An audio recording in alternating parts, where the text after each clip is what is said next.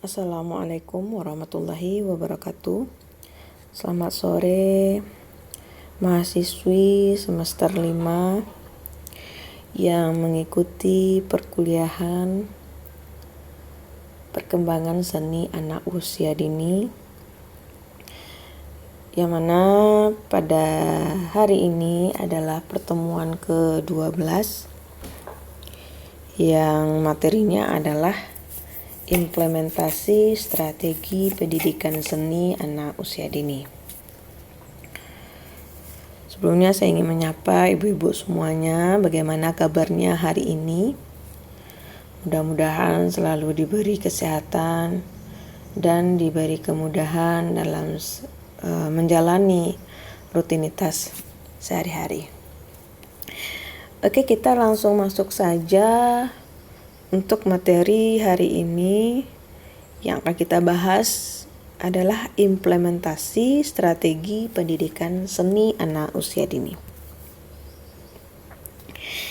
Oke, kita lihat dulu. Kalau kita melihat judulnya, tentu fokus dari judul itu lebih kepada strategi ya, implementasi dan strategi, kata kuncinya ya, implementasi strategi. Kita lihat dulu tentang strategi. Ada istilah-istilah yang berkaitan dan mendekati dengan kata strategi itu, dan ini sering terjadi dan sering kita dengar dalam proses pembelajaran, bahwasanya kita menggunakan pendekatan, kita menggunakan strategi, kita menggunakan metode, dan menggunakan teknik pembelajaran. Apa bedanya dari keempat istilah ini? Oke, kita lihat yang pertama, pendekatan. Pendekatan ini adalah titik tolak atau sudut pandang kita terhadap proses pembelajaran. Di sini merujuk pada pandangan tentang terjadinya suatu proses yang sifatnya masih sangat umum di dalamnya mewadahi, menginspirasi, menguatkan, dan melatari metode pembelajaran dengan cakupan teoritis tertentu. Nah, itu pendekatan. Ada di dalam pembelajaran itu, pendekatannya ada berpusat pada siswa atau student center approach, dan ada pendekatan itu berpusat pada guru atau teacher center. Kalau untuk pembelajaran di TK, bisa kita gunakan kedua pendekatan ini, bisa berpusat pada siswa dan bisa berpusat pada guru, tapi cenderung menggunakan pendekatan berpusat pada guru ya. Kalau misalnya pembelajaran itu masih pasif, kalau aktif itu pembelajaran tentu berpusat pada siswa. Nah, itu pendekatan. Jadi pendekatan itu adalah titik tolak atau sudut pandang kita terhadap proses pembelajaran. Jadi persepsi kita dalam menjalani proses pembelajaran yang akan kita laksanakan. Jadi seperti apa pendekatan yang kita terapkan untuk pembelajaran. Kemudian kita lihat strategi. Nah, strategi ini turunan dari pendekatan. Nah, yaitu lebih kepada konseptual. Maksudnya di sini konseptual itu adalah metode ya. Dia hampir sama dengan metode. Dia sama-sama merupakan cara dalam rangka pencapaian dari tujuan pembelajaran. Nah, namun di sini strategi ini lebih kepada kontekstualnya, ya. Jadi kepada kontekstualnya. pembelajaran itu membuat perencanaan, ya, perencanaan apa yang akan kita laksanakan, strategi apa yang akan kita terapkan. Jadi pada dasarnya strategi itu bersifat konseptual tentang keputusan-keputusan yang kita ambil dalam suatu pelaksanaan pembelajaran. Berarti dia masih ide-ide dulu, ya, masih dalam tahap ide, ya, bagaimana pembelajaran ini dapat terlaksana dengan efektif dan efisien, keputusan-keputusan apa yang kita ambil supaya tercapainya tujuan pembelajaran, dan rencana-rencana apa yang akan kita ambil. Itu strategi masih konseptual. Kemudian setelah strategi itu ada namanya metode. Nah, metode ini adalah langkah operasional dari strategi pembelajaran yang sudah kita pilih dalam mencapai tujuan belajar. Sehingga dari sumber belajar dalam menggunakan suatu metode pembelajaran itu juga harus disesuaikan dengan jenis strategi yang digunakan. Ketepatan penggunaan metode, ya. Ketepatan penggunaan metode itu lebih kepada fungsional strategi dalam kegiatan pembelajaran. Jadi dalam arti kata metode itu adalah implementasi, penerapan dari konseptual, dari strategi yang sudah kita rancang, ya, yang sudah kita rancang, kemudian kita terapkan dengan melalui metode. Nah, dengan metode. Jadi metode itu pada prinsipnya cara dalam mencapai tujuan. Dia hampir sama dengan strategi, tapi ini lebih kepada perlakuan, ya. Metode ini lebih kepada perlakuan seorang pendidik terhadap peserta didik. Ada metode pembelajaran itu dapat digunakan untuk mengimplementasikan strategi pembelajaran itu. Contohnya adalah metode ceramah, metode demonstrasi, metode diskusi, simulasi, laboratorium atau eksperimen, kemudian pengalaman lapangan, atau apalagi diskusi, ya, dan sebagainya. Banyak metode yang bisa digunakan. Tapi kalau untuk anak usia dini itu lebih banyak kepada demonstrasi, lebih banyak kepada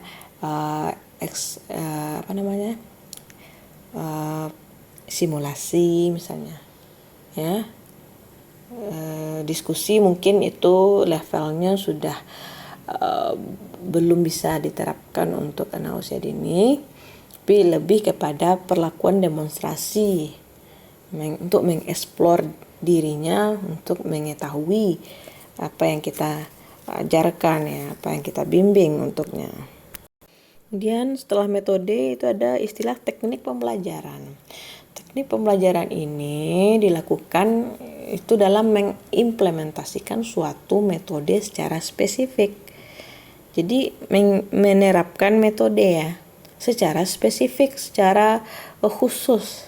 Misalkan penggunaan metode ceramah pada kelas dengan jumlah siswa yang relatif banyak membutuhkan teknik tersendiri yang tentunya secara teknis akan berbeda dengan penggunaan metode ceramah pada kelas yang jumlah siswanya terbatas. Nah, demikian pula juga kita menggunakan metode diskusi, ya. Teknik yang berbeda pada kelas yang siswanya tergolong aktif dengan kelas dengan siswa yang tergolong pasif, tentu tekniknya juga berbeda kita gunakan. Jadi dalam hal ini teknik pembelajaran itu lebih ke spesifik metodenya, ya. Kita khususkan misalnya ke metode demonstrasi lagi, ya. Kata-kata contohkan demonstrasi. Gimana tekniknya lagi dalam pembelajaran menggunakan metode demonstrasi? Ya, mungkin dibentuk kelompok kecil untuk kelas anak usia dini, ya, untuk biar tujuan pembelajaran kita lebih tercapai dan anak-anak memahami apa yang kita sampaikan dengan menggunakan demonstrasi, ya. Nah, itu adalah perbedaannya Jadi jangan sampai ibu-ibu masih bingung atau masih menyamakan antara pendekatan, strategi, metode dengan teknik, karena mereka beda-beda tipis ya, tapi ada hal yang membuat mereka berbeda istilah tersebut. Oke, sekarang kita lihat implementasi pendidikan seni anak usia dini. Kita tahu tadi bahwa implementasi itu adalah metode, ya, metode. Di sini implementasi itu adalah penerapan ide, konsep, dan kebijakan dari sebuah rencana yang telah disusun secara matang dan terperinci untuk mencapai suatu tujuan tertentu.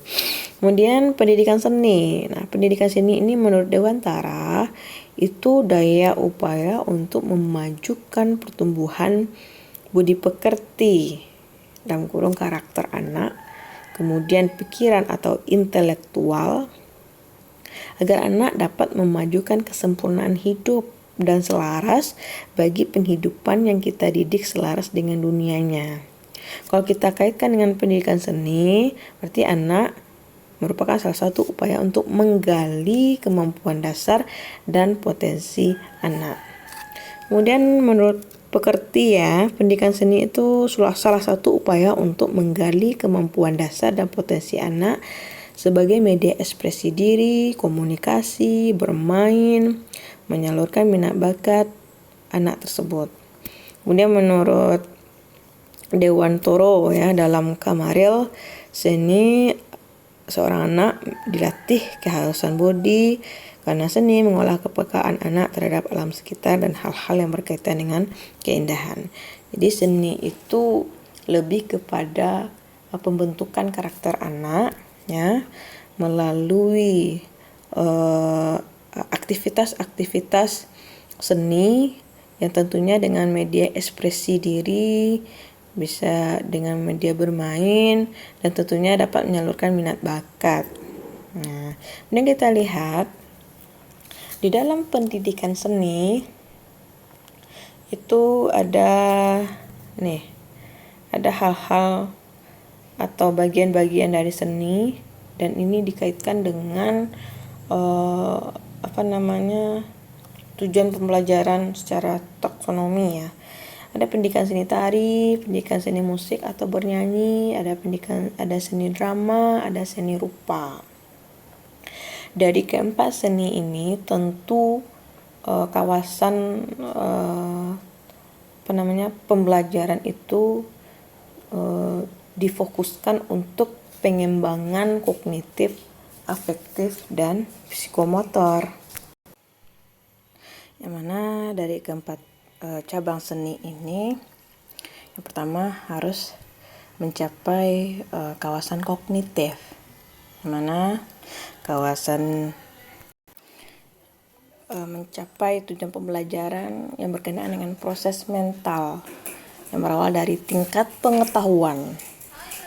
Ya, tingkat pengetahuan seperti di dalam urutan tingkatan kognitif atau kawasan kognitif ini ada 6 tingkatan yang dicapai, yaitu pengetahuan atau knowledge, kemudian pemahaman, comprehension, kemudian penerapan, application, dan analisis. Nah, di sini kalau tingkat anak usia dini itu sudah mencapai tingkat pengetahuan ya.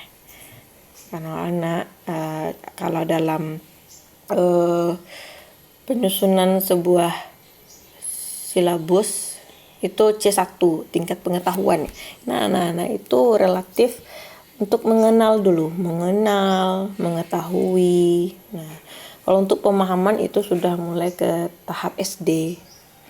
Kalau penerapan SMP sudah ya, SD juga sudah, cuman itu tergantung kepada materi yang diajarkan seperti apa. Nah, kemudian kawasan afektif. Nah, afektif itu berkaitan dengan sikap dan perilaku. Itu nilai-nilai yang bisa dijadikan sebagai pembelajaran untuk anak usia dini, bagaimana bersikap, bagaimana bertingkah laku, yang tentunya dalam hal ini lebih kepada penyesuaian sosialnya terhadap lingkungan. Nah, di sini ada tingkatan afektif itu ada kemauan menerima, ada kemauan menanggapi, ada berkeyakinan, penerapan karya, dan ketekunan serta ketelitian. Itu adalah kawasan afektif. Ya, jadi proses pembelajaran seni di dalam tingkatan anak usia dini itu kita sebagai pendidik harus mampu untuk menerapkan afektif di sana. Contohnya kita dalam memberikan materi seni rupa ya, pencampuran warna misalnya. Di situ ada pencapaian yang berkaitan dengan kawasan afektif, bersikap dan perilaku. Contohnya dalam bermain warna itu ada misalnya memberikan pembelajaran dengan berkelompok ya. Jika anaknya lebih dari 5 diberikan kelompok, di sana anak memberi pengalaman untuk bersosialisasi dalam satu tim. Nah, itu dia mau menerima, kemauan menerima, kemudian kemauan untuk menanggapi teman-temannya. Kemudian ranah psikomotor atau kawasan psikomotor itu adalah berkaitan dengan keterampilan atau skill ya, yang bersifat manual atau motorik. Nah, di sini domain dari psikomotor itu ada persepsi, ada kesiapan dalam suatu kegiatan, mekanisme, respon terbimbing, kemahiran, adaptasi, originasi. Nah, di sini lebih kepada praktek, lebih kepada penerapan ya. Nah, skillnya, keterampilannya. Nah, harus dikembangkan melalui pendidikan seni ini. Nah, kemudian kita masuk ke strategi pembelajaran seni. Nah, strategi itu tadi konseptualnya ya, yang harus dibuat sebelum pembelajaran. Nah, pendidikan ya, implementasi strategi pendidikan seni. Nah, penerapan atau metode strategi pendidikan seni. Pendidikan itu tentu ada sebuah proses dan tentunya melakukan pembelajaran ya. Makanya strategi pembelajaran seni. Karena dalam pembelajaran itu ada unsur-unsur yang terkandung dalamnya, ada unsur peserta didiknya, ada pendidik, ada media, ada metode, ada strategi, ada evaluasi, lah unsur pembelajaran di sana. Kemudian kita lihat strategi pembelajaran seni pada anak usia dini. Seperti yang lihat bagian ini, ada sebelum kita melakukan pembelajaran, kita lakukan kegiatan pendahuluan. Kemudian kegiatan inti dan kegiatan penutup.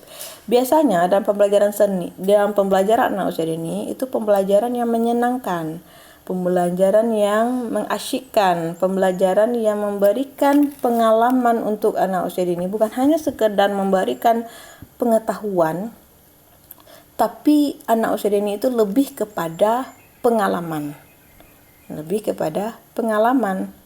Karena anak usia dini pada taraf golden age ini dia serba ingin tahu.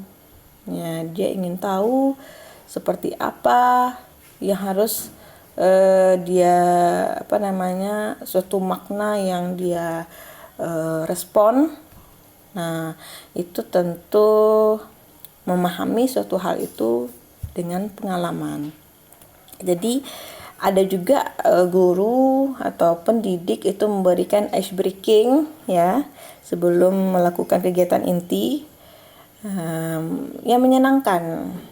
Pembukaannya yang menyenangkan pasti anak itu penasaran dengan kelanjutannya ya, dengan kita masukkanlah materi-materi yang akan kita sampaikan. Makanya proses pembelajaran itu harus ada komunikasi timbal balik yang berlangsung dengan situasi edukatif dalam mencapai tujuan pembelajaran.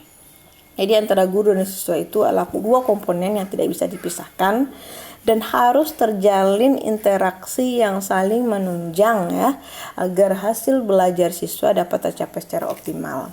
Jadi memang peran guru di TK itu benar-benar guru yang linear jurusannya dengan PAUD ya atau TK, karena banyak terjadi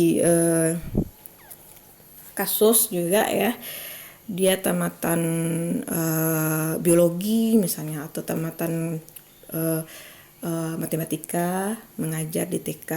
Ini sebagian kecil ya, kasus sebagian kecil kasus yang pernah terjadi, kemudian mengajar di TK atau PAUD ya, yang namanya ilmu pasti yang tidak ada di sana mempelajari pedagogik, tentu dia tidak mampu untuk memberikan stimulasi kepada anak dalam proses pembelajaran anak usia dini ya.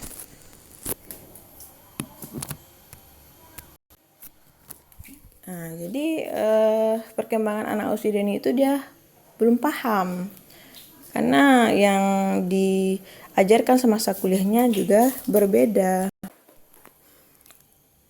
Seorang guru TK itu atau PAUD itu harus sabar, ekstra sabar ya menghadapi anak usia dini. Karena kalau diberikan perlakuan seperti anak SMP, SMA itu tentu berbeda. Makanya kasus ini sering terjadi di lembaga pendidikan dan harusnya dinas pendidikan harus bisa memperhatikan hal tersebut agar pendidikan anak usia dini itu berjalan sesuai dengan yang seharusnya. Nah, itu dia ya. Jadi ada kegiatan inti, kemudian kegiatan. Nah, ketiga kegiatan ini ada strateginya seperti apa. Kemudian dan tentunya dalam menerapkan strategi itu ada bagaimana cara penyampaian pembelajaran dengan menyenangkan, dengan bermain ya. Kemudian bagaimana metode dan media pembelajaran yang cocok dengan materi yang disampaikan untuk anak usia dini. Nah, ini strategi dan metode pembelajaran. Ada metode mencontoh atau menirukan, ada metode mengubah, ada metode mencipta terpimpin. Strategi yang dilakukan guru agar anak kreatif ya. Dengan mencipta terpimpin itu strategi yang dilakukan guru agar anak kreatif, tapi masih didominasi oleh instruktur guru. Kemudian metode mencipta bebas, anak diminta untuk mencipta secara berkreativitas sesuai dengan imajinasinya. Nah, kemudian mengcopy dan mereduksi ya. Ada yang di awal tadi, mengcopy dan mereduksi. Nah, sebelumnya kita lihat dulu ya.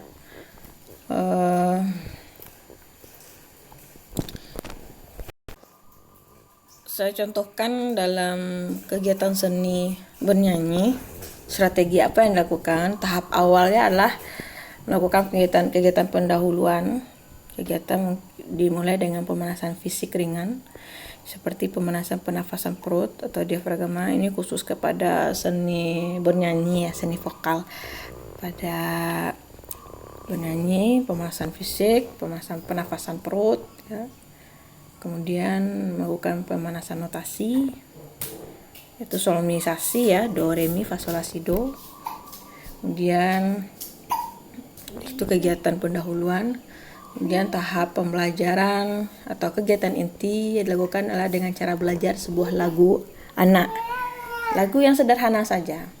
Pembelajaran itu memberikan contoh, metodenya dengan memberikan contoh dengan bernyanyi lagu, misalnya lagu apa. Misalnya lagu selamat pagi ya. Selamat pagi Bu. Nah, seperti hal itu ya.